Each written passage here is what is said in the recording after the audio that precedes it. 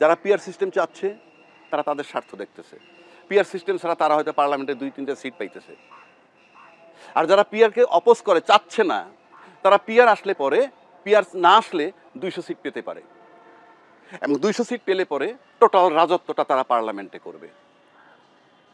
PR আসলে আর কিছু সংখ্যা ঢুকবে, এবং পিআর আসলে কিন্তু একটা শক্ত বিরোধী দল হবে। বাংলাদেশের ট্রেডিশন কি জানেন? দ্বিদলীয় রাজনীতি। দ্বিদলীয় রাজনীতি মানে আওয়ামী লীগ আর বিএনপি। আপনি সব নির্বাচন বাদ দেন, 91, 96, 2001 3টা নির্বাচন যদি ধরেন, সেকেন্ড টাইম কেউ কন্টিনিউ করে নাই, অল্টারনেটিভ হয়ে গেছে। তার মানে কি, তারা যখন ক্ষমতায় থাকেন যে দলটা, যখন এই দুইটা দলের মধ্যে তার 5 বছরের যে রেপুটেশন হয়, পরের চান্সে তারা ভোট দেয় আরেক দলকে। তাদের রেপুটেশনের ভিতরে আবার যখন ইলেকশন আরেকটা দল আসে, মানে ওই অন্য দলটা আসে। দ্বিদলীয় রাজনীতি। এই দ্বিদলীয় রাজনীতি তাদের একটা অলিখিত আন্ডারস্ট্যান্ডিংও আছে বলে আমার কাছে মনে হয়। কারণ আজকে যে আওয়ামী লীগ বিতাড়িত হয়ে গেল, তার সাথে জাতীয় পার্টির দোসর পর্যন্ত আপনি দেখেন খুব একটা বিরোধিতা কিন্তু নাই। যারা বিরোধ করলে পরে বড় একটা কিছু হয়, তারা কিন্তু বিরোধিতা করছে না। তারা যেমন বলতেছে আওয়ামী লীগকে নিষিদ্ধ করবে কি করবে না, সেটা জনগণের দায়িত্ব, জনগণ চিন্তা করবে। জনগণ যদি ভেক্টর, আপনি তো আপনার দলের যে কয়টা লোক আছে সেটা রিপ্রেজেন্ট করেন, আপনি তো 20 কোটি লোক রিপ্রেজেন্ট করেন না, এটা তারা বলে। আবার জাতীয় পার্টিকে নির্বাহী আদেশে নিষেধ করা সমর্থন করছি না আমরা, একটা দল বলতেছে। সবই যদি আপনারা করেন নির্বাহী আদেশে, তো নির্বাহী আদেশে তো ওই জামাত ইসলামে বন্ধ করা হয়েছিল, নির্বাহী আদেশে তো জামাতের রাজনীতি বন্ধ করা হয়েছিল, তখন তো এই কথা কেউ বলে নাই। আমি জামাতের রাজনীতি পছন্দ করি না ব্যক্তিগতভাবে যদি বলেন, কিন্তু তার তো রাজনীতি করার অধিকার আছে। আবার জামাতের রাজনীতি বন্ধ করে তখন আপনারা কথা বলবেন না, আবার জামাতকে যখন প্রয়োজন হবে তখন আপনারা ব্যবহার করছেন। জামাতকে ব্যবহার করে ক্ষমতায় গেছেন, তাদেরকে মন্ত্রী পর্যন্ত বানাইছেন, তখন তারা রাজাকার ছিল না? তখন কি তারা রাজাকার ছিল না? আবার এখন তার সাথে দ্বিমত করছেন, তাদেরকে রাজাকার বলে বলা হচ্ছে।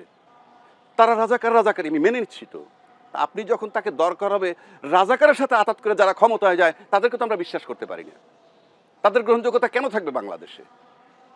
আবার এরশাদ বিরোধী আন্দোলন যখন হয়, তখন রাজাকারের দল সহ আরো 2টা দল একত্রিত হয়ে তাকে সরাইছে। এরশাদ কি মুক্তিযোদ্ধার বিরোধী, চেতনা বিরোধী লোক? অথচ তাকে আপনি নামাইছেন কেন? সাথে কিন্তু মুক্তিযোদ্ধার চেতনা বিরোধী শক্তি যে জামাত, তাকে নিয়ে নামাইছেন। এই 53 বছরে এই দেশের জনগণ সেটা দেখছে। নিউ জেনারেশন এখন আর এই সমস্ত কথাই নাই। এখন তারা নিজেরা চিন্তা করতে বুঝতেছে। এবং আপনি দেখেন তাদেরকে যে বিশ্বাস করেন, এবং জুলাই চেতনার পক্ষ থেকে যারা সরে গেছে তারা ফলাফলটা কিন্তু ডাকসু আর জাকসুতে পেয়েছে। এখন কেউ কেউ বলবেন জাতীয় নির্বাচনে এর কোনো প্রভাব নাই। আছে, প্রভাব আছে। আপনি দেখেন এই নির্বাচনের পরে কি হয়েছে, জামাতের সাথে, আমিরের সাথে বাংলাদেশ সমস্ত ব্যবসায়ী কমিউনিটি সাক্ষাৎ করছে। এটা আপনি জানেন কেন সাক্ষাৎ করছে? কারণ ব্যবসায়ীরা বাজারটা সম্পর্কে আপডেটেড, কি হচ্ছে বাজারে। সুতরাং নাহলে তার সাথে দেখা করার কোনো প্রয়োজনই নাই। অর্থাৎ বাজারে যে ইয়েটা গেছে, বার্তাটা, সেটা হলো জুলাই চেতনার পক্ষে এখন টার্নিং পয়েন্ট। জুলাই চেতনার বিরুদ্ধে যারা দাঁড়াবে, এখন আপনি বলতে পারেন সবাই জুলাই বিরোধী আন্দোলন করছে, মানে জুলাইয়ের আন্দোলন করছে, সবাই বলে, আমরাও বলি। কিন্তু ভোটার বিবেচনায় নিবে যে কে জুলাই চেতনার পক্ষের শক্তি। বিবেচনা নিবে তো ভোটার। আপনি বিজ্ঞাপন দিয়ে বললে তো হবে না। আপনি যদি বলেন শেখ হাসিনা চলে গেল, তার দোসর রাষ্ট্রপতি থাইকে গেল, সেই রাষ্ট্রপতি অপসারণের সময় যদি কোনো দল বলে যে রাষ্ট্রপতিকে অপসারণ করলে সাংবিধানিক সংকট হবে, এটা তো ন্যাচারালি জুলাই চেতনার বিরুদ্ধে যায় কি না? আবার যদি বলে যে দল নিষিদ্ধ করার দায়িত্ব আমাদের না, জনগণের, এটাও জুলাই চেতনার বিরুদ্ধে যায়। এটা ছাত্রদেরকে ক্যাচ করছে, তাদের মাথায় ঢুকে গেছে। কেননা এই যে জুলাই চেতনা যেটা, সেটা কিন্তু 14 বছর 40 বছর আগের না, 14 মাস আগের ঘটনা। সুতরাং এইটার ইম্প্যাক্ট ওই নির্বাচনে পড়ছে, কারণ এই মুহূর্তে নির্বাচন এইটাই পাইছে। সুতরাং এইটার যে ওয়েভ, এই যে ঢেউটা উঠছে, আমার ধারণা এই জুলাই চেতনার পক্ষে থাকবে আগামী নির্বাচন। এই মুহূর্তে বাংলাদেশের নির্বাচন হলে একদলীয় শাসন কায়েম হবে, স্বচ্ছ, একদম পরিষ্কার। তা আপনি যদি একদলীয় শাসন কায়েম করতে চান, তাহলে কি হবে? সুতরাং এই যে গণতন্ত্রের যে থিওরি, তাতে একদলীয় নির্বাচন হলে একদলীয় ভাবে যারা ক্ষমতায় যাবেন তাদেরকেই ভাবতে হবে। গণতন্ত্রে বিশ্বাসী হইলে, রাষ্ট্রকে ভালোবাসতে হইলে, জনগণকে ভালোবাসতে হইলে রাষ্ট্রের উপকারের জন্য শক্ত বিরোধী দল দরকার। সেটা আপনারা কেমনে আনবেন সেই চিন্তা আপনাদেরকে করতে হবে, রাজনীতিবিদদেরকেই করতে হবে। এখন আপনি যদি বলেন শক্ত বিরোধী দল না থাকলে আমরা কি করব, এটা তো শেখ হাসিনার মতো কথা হইল। আপনাকেই আনতে হবে আমি এটা দোষ দিচ্ছি না কারো, পিয়ার পদ্ধতি দিয়ে আনতে হবে তা না, আপনি অন্যভাবে চিন্তা করেন শক্ত বিরোধী দল কেমনে আনা যায়। আমরা কিন্তু আসন ভাগাভাগির রাজনীতি এই দেশে দেখছি। আসন ভাগাভাগির রাজনীতি মানে কি, তোমাদেরকে 40টা সিট দিলাম, ওইখানে আমাদের প্রার্থী থাকবে না, এটা আর পিয়ারের খুব একটা তফাৎ নাই তো। ওইভাবে আসন দিয়ে দাও, আসন বন্টন করা, এটা তো কোনো গণতান্ত্রিক থিওরি না, এটা তো রাজনীতির থিওরি হইতে পারে না। দেশটাকে তো আপনারা বন্টন করতে পারেন না। ভোট তো ভোটে আসতে হবে, এবং আপনাকে চিন্তা করতে হবে শক্ত বিরোধী দল কিভাবে আনা যায়।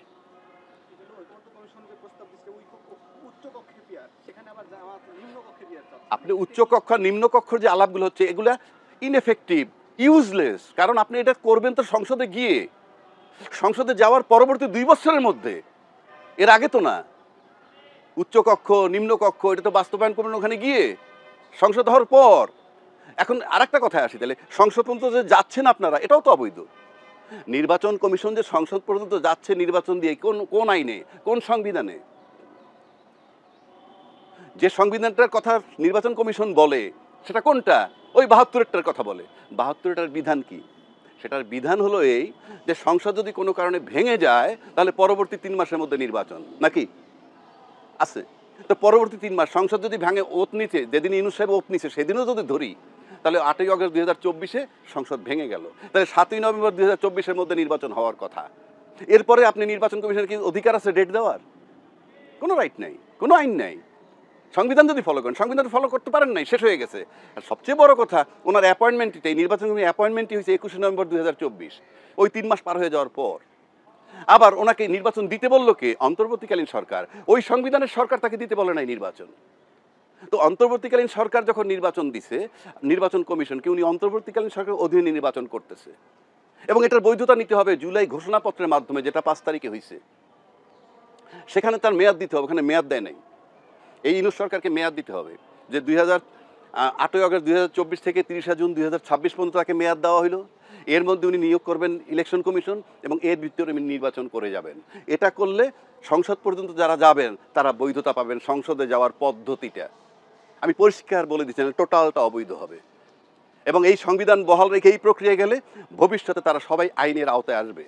ওই সংবিধান যদি থাইকে যায় এইভাবে নির্বাচন করেন, ওই সংবিধানের অবমাননার অপরাধীরা সবাই বেকায়দায় পড়বে আইনের।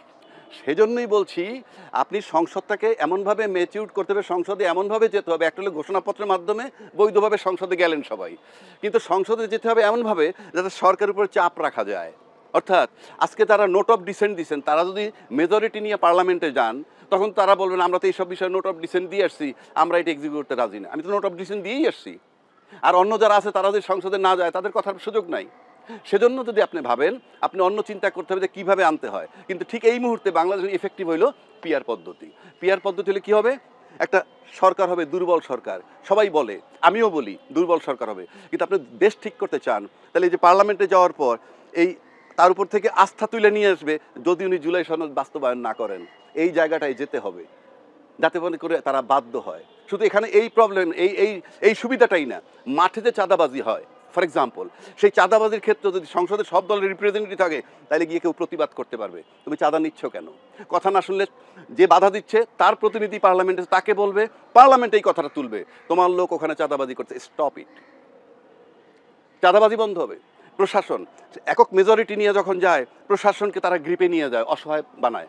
প্রশাসন যদি দেখে যে না, চেক অ্যান্ড ব্যালেন্স আছে এখানে, প্রশাসন নিরপেক্ষভাবে কাজ করবে।